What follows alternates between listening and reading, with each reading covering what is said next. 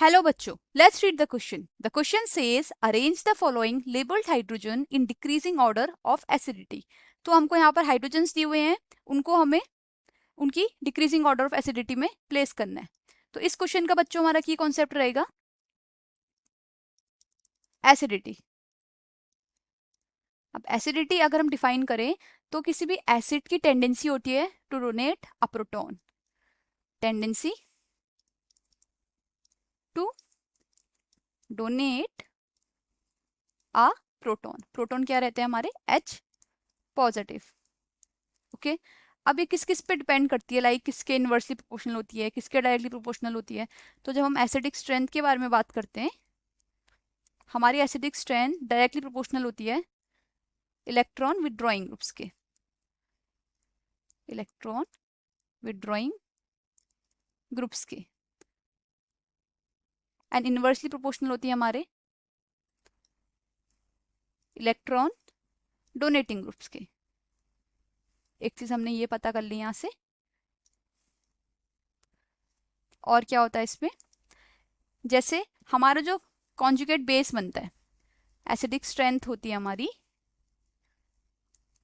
वो directly proportional होती है हमारे जितना ज़्यादा स्टेबल हमारा कॉन्जुगेट बेस बनेगा. अभी हम समझ लेंगे कॉन्जुगेट बेस क्या होता है. Stability of conjugate base. जैसे फॉर इंस्टेंस मैंने ले लिया ये एक एसिड है. अब क्या हुआ, इसने अपना एक H प्लस दे दिया है. H प्लस बन गया और ये A माइनस बन गया. तो ये कॉन्जुगेट बेस बन गया. Conjugate base. जितना ज़्यादा ये कॉन्जुगेट बेस स्टेबल होगा उतनी ज़्यादा इस एसिड की एसिडिक स्ट्रेंथ होगी. ओके, अब हम आ जाते हैं अपने क्वेश्चन में. पहले हम ड्रॉ कर लेते हैं इसे. हमको दिया हुआ है ये एक बेंजीन वाली रिंग है, इसमें एक NO2 ग्रुप यहाँ ऐड किया हुआ है, यहाँ पर OH ग्रुप ऐड किया हुआ है, यहाँ पर भी OH ग्रुप ऐड किया हुआ है. इसके साथ एक ऑल है रिंग 6 मेंबर्ड की. इसके साथ C triple bond C HA और ये वाला है हमारा COOHB. ये वाला H है हमारा HD और ये वाला है HC. अब हमको इस H की, इस H की, इस H की और इस H की हमको एसिडिटी का ऑर्डर बताना है. अब स्टार्ट करते हैं बच्चों जज करना. देखो सबसे पहले क्या है, अगर हम इसके कॉन्जुगेट बेस बनाएंगे, कैसे बनेंगे कॉन्जुगेट बेस. फिर से मैं रिंग बना लेती हूँ.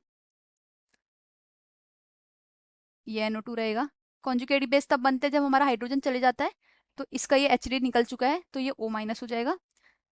सेम यहाँ पर जाएंगे तो ये भी O माइनस हो जाएगा. फिर दूसरी रिंग बनाते हैं C ट्रिपल बॉन्ड C, इसके पास माइनस चार्ज आ जाएगा और सेम होगा COO माइनस.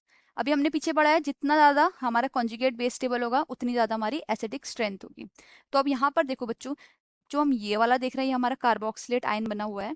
अगर हम इसका स्ट्रक्चर बनाना चाहें तो O माइनस यहाँ पर नहीं होगा, ये माइनस चार्ज इस वाले में होगा. एक स्ट्रक्चर इसका ये बनेगा. और अगर हम इसका फिर से एक और रेजोनेंस स्ट्रक्चर बनाना चाहें तो ये बनता है हमारा, ये रहेगा ना, ये और ये. अब देखो जब हम दोनों रेजोनेंस स्ट्रक्चर को चेक करते हैं तो ये दोनों रेजोनेंस स्ट्रक्चर एक ही है, एक जैसे ही हैं. और ऐसे रेजोनेंस स्ट्रक्चर्स को हम बोलते हैं equivalent resonance structure. Equivalent resonance या रेजोनेटिंग स्ट्रक्चर. Resonating structure. और अगर हमारे पास इक्विवेलेंट वाली कंडीशन आ गई तो ये सबसे ज़्यादा स्टेबल होता है. सबसे ज़्यादा स्टेबलाइज्ड ये वाला कंजुगेट बेस होता है. तो सबसे ज़्यादा हमारा हो गया B. ओके, सबसे ज़्यादा मैंने B लिख लिया. अब हम देख लेते हैं ये वाले H की और ये वाले H वाले पोजीशन की, मतलब ये वाला O माइनस और ये वाला O माइनस. अब देखो बच्चों ये बेंजीन की रिंग है, इसमें NO2 लगा हुआ है. NO2 इलेक्ट्रॉन विड्रॉइंग ग्रुप है, माइनस M इफेक्ट शो करता है, माइनस I इफेक्ट शो करता है. ओके, अब देखो ये वाली पोजीशन NO2 के स्पेक में पैरा पोजीशन है.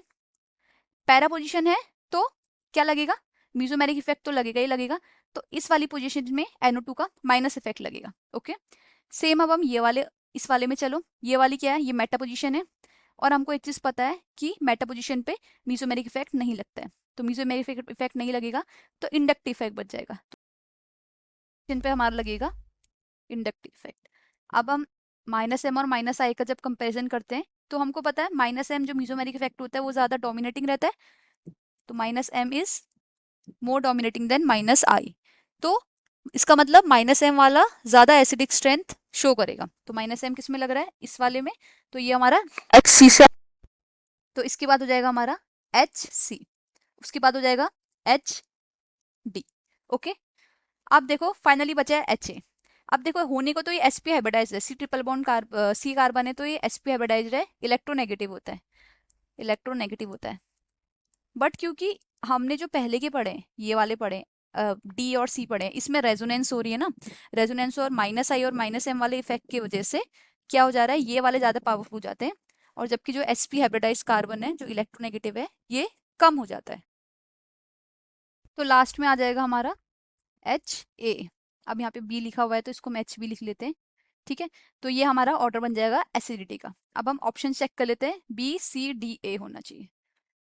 देखो बी, देन सी, देन डी, देन ए, तो फर्स्ट ऑप्शन ही हमारा बच्चों मैच हो रहा है। ठीक है, तो I hope you understood this question बच्चों, थैंक यू।